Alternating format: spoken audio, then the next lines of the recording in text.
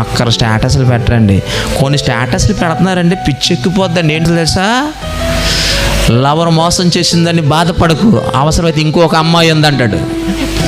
ఏంటండి స్టేటస్ అది? ప్రేమించాక ఆమె ఒప్పుకోలేదని ఊరు పెట్టుకోకు, యాసిడ్ పోయికు. 100 మంది ఆడవాళ్ళు ఉన్నారు, అదేననుకున్నావా అని వెనకాల టెన్ టెన్ టెన్ టెన్ అని మ్యూజిక్ వస్తుంది. మళ్ళీ ఇక చూడండి బాబు, ఆ స్టేటస్లో అసలు ఉంటాయి. మరి వాకింగ్ తెలిసిన ఏం స్టేటస్లు పెడుతున్నారు?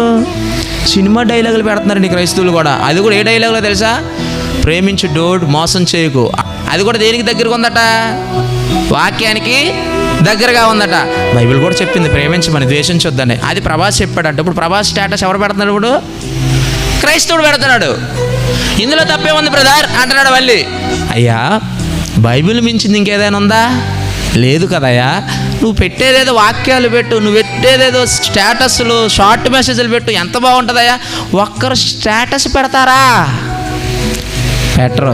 వాట్సాప్లో ఛార్జింగ్ అయిపోద్ది స్టేటస్ పెడితే. ఏముందండి పెట్టడానికి? ఒక వాక్యం నువ్వు షేర్ చేస్తే నీ కాంటాక్ట్లో ఉన్న వాళ్ళు అన్యులు కూడా ఉన్నారు కదా, అప్పుడు ఏం పెట్టారా నీ స్టేటస్? 1 రోజు చదువుతాడు, 2 రోజులు చదువుతాడు, 2 రోజులు చూస్తాడు, 3 రోజులు చూస్తాడు, 4వ రోజు ఖచ్చితంగా అతను ఏం కలుగుతుంది? మార్పు కలుగుతుంది కదా. అంటే ఒక రకంగా నువ్వు ఎక్కడికి వెళ్ళకపోయినా నీ స్టేటస్తో ఇంకొక అతన్ని దేవుని దగ్గరకు తీసుకురావచ్చు కదా.